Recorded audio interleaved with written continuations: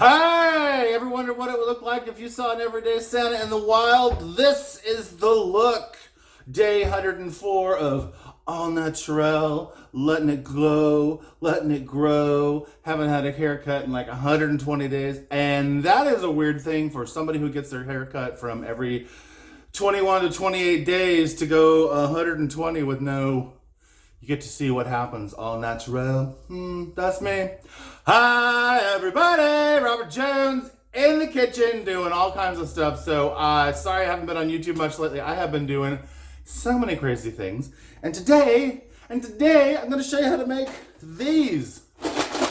So, what are these? So we're going to take you on a little journey. We have been making lots of dehydrated things in my house, or shall I say, I've been making lots of things dehydrated in my house.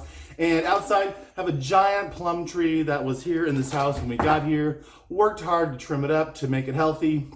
And this year we had a nice bumper crop of golden plums. Yes, don't see golden plums much out in the wild or in the grocery store. Maybe at farmers markets, but I have never seen them out there. I've only seen them here. So anyway, I'm going to cut in and out. I'm going to show you a whole bunch of different things about the tree and the harvest and whatever. But boo, cut to the end about 2 weeks later. Here's what we are left with. So we are left with these lovely, these are sugared. I put some sugar on these when I dehydrated them and they are looking lovely. I also have these, which are the same thing. I guess I should open this so you guys can see. They just don't have any sugar. They don't have any sulfur. They are just warm air dehydrated. Can you guys see that? Dehydrated plums looking, like dry fruit. So that is a half of dried plum, believe it or not. Now it's on the floor. Anyway, all right, so let me cut to this and see how we got here. Boo! Hi, everybody, Robert Jones, and I am in the garden today. As you guys can see, I got some trees behind me here. So today we are going to be picking some plums. So we have this gorgeous plum tree. I took some really nice shots last night, so let me show you what it looks like at the right time of day to take film. All right, you guys, I'm very excited. You can see that the plum tree is super loaded. I thought I'd come out and film right now since it's a little darker out here and you can see the fruit more easily.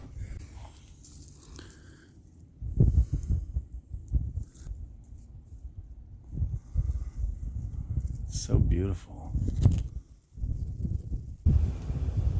So as you can see, there is a ton of fruit.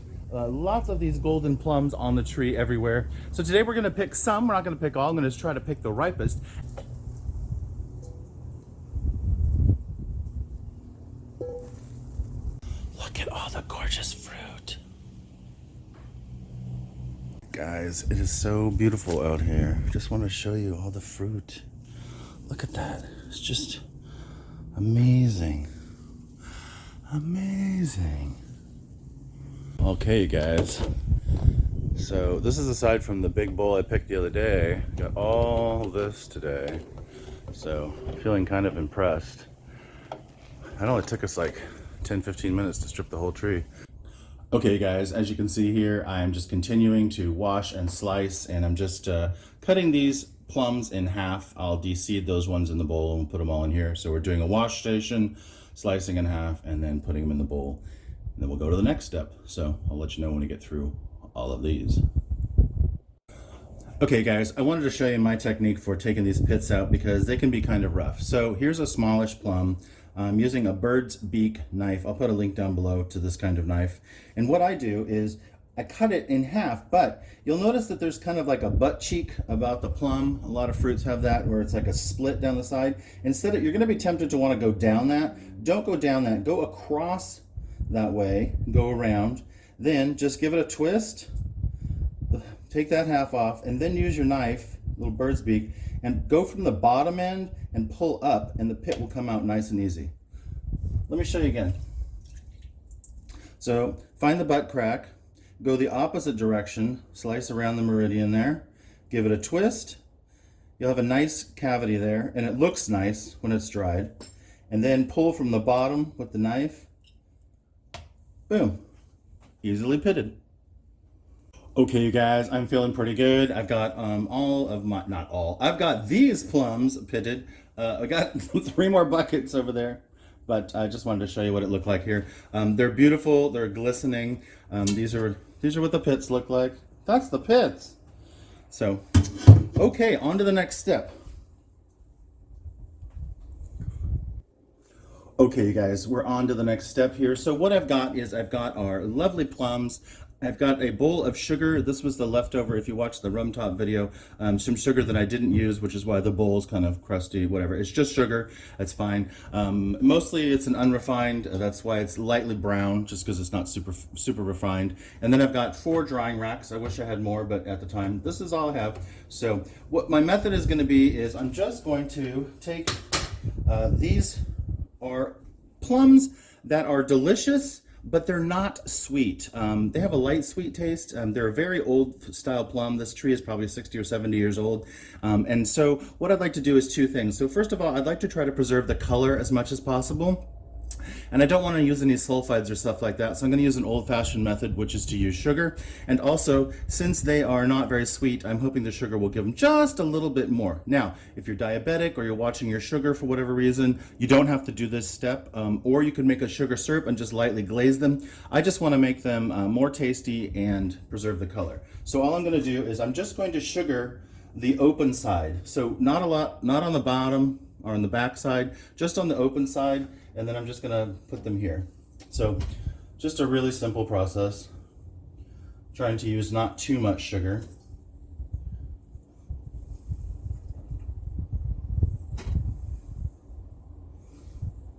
All right, let me finish that up and we'll pop back at the next step. All right, you guys, check it out. I am feeling very proud right now. So you can see the plums are in the trays. I've got 4 trays, 1, 2, 3, 4, and they have been lightly sugared. And you can see the sugar has already melted, so that's why it looks like a glaze on there.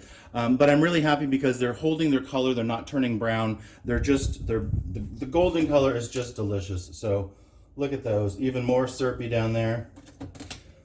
Just giving you a gander because I think it's pretty, and I'm feeling very proud.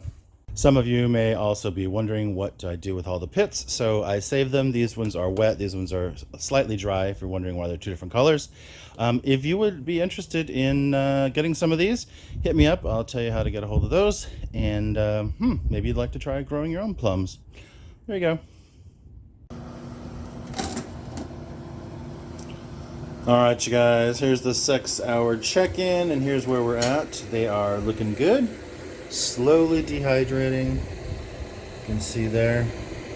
I'd say we're about 1/3 of the way there. The first third is pretty hard to get the water out, but it looks pretty good. Just keep on going. Okay, you guys, I just turned this off. It's been about 24 hours of drying time. Check it out. We are looking nice and dry. They are still slightly soft because that's just the nature of dried fruit, but you can see most of the sugar has either dried in or dripped off in a syrup. So I think we're looking pretty good. So let me get these out of here and pack them up, and then we'll do a little taste test for you guys. All right, you guys, check it out. I got a bunch of different stuff here. So what I've got is these 2 jars are our golden plums that we dried with a little bit of sugar. They're crystallized and they look amazing. Let me see if I can focus that better for you guys so you can really see it. There you go. You can see the crystallized sugar in there. It's really nice. Okay, so these 2 are the same thing. That's a lot of fruit gone down to the dehydration town. Okay, and in here I have the same thing, except I didn't put sugar on them. So you can see that they're a little bit darker in color. Let's see if I can focus that for you guys. So here's the golden plums. That's just in the sunlight. You can see they get pretty dark. The sugar does help to keep them a little bit brighter, but yeah, those look quite delicious. They are sweet and they are tangy, so they do have a little bit of a bite to them. The raccoon even thinks they're a little too sour, but I think they're good. And then what I've also got is I have what I'm calling the fruit honey, which is the sugar that dripped off with the fruit juice. And this is deliciously plum flavored. It'd be great for cocktails or putting on some yogurt, something like that. And then of course I have all the pits here. I kept a bunch of these. So if you guys are interested in getting some of these to grow some trees yourself, let me know. I have those available. All right, let's taste some goodies. Also, I forgot, while I was in the mood drawing this week, I also did a bunch of peaches. So you can see, here's what dry peaches look like. This is a whole flat of peaches, dried and ready for winter. Or baking, or whatever you want to do. You can just rehydrate these, make fruit cakes, make muffins. So that's a whole flat of peaches, believe it or not.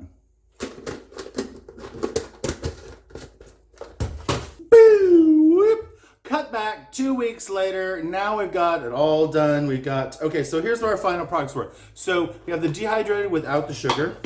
We have the dehydrated with the sugar, glacé, if you will. We also have some fruit honey. So basically the juice and the sugar that runs off of that, I collect that and it makes a lovely syrup. So it's probably more sugar than anything else, but anyway, it's lovely apricot flavored, great on yogurt, put it on fruit, put on pancakes, whatever. I have another jar here. That is just another jar of that. And then a whole bag of the pits. So I saved the pits. So like I said maybe before, if you are interested in growing some of these yourself, hit me up, let me know. All right, so here's what I'm gonna do. I'm gonna do a taste. I thought I would taste this one, which is the naturally dried one first, because I have a feeling it's going to be more tart, obviously because it doesn't have any sugar on it, but let's give it a taste. Oh, it's a little crunchy. Okay, it has a sweetness. Has a little bit of a baked flavor. So I dried these at 135, which is what the manufacturer of the dryer recommends. It's a little tart. It's good though. It's very fruity. I think if you chop these up, slightly rehydrated them, they'd be great in muffins or cakes or whatever. Personally, I'm totally fine. I'm a child of the 70s. I'm totally fine just eating dried fruit. So, all right, let's go for one of the sugary ones, because these are the ones that I might have already had a taste of, but I wanted to do one on camera for you guys. So let's see if I can show you this. It has a little bit of crystalline sugar on it, but more than anything else, it just helps to preserve the color. You can see how it's, look at the difference in color. I mean, it looks so much nicer. So, that's a little bit more chewy, not so crunchy. Nice pop of sweetness. Papa, can you hear my sweetness? Oh. That's definitely better.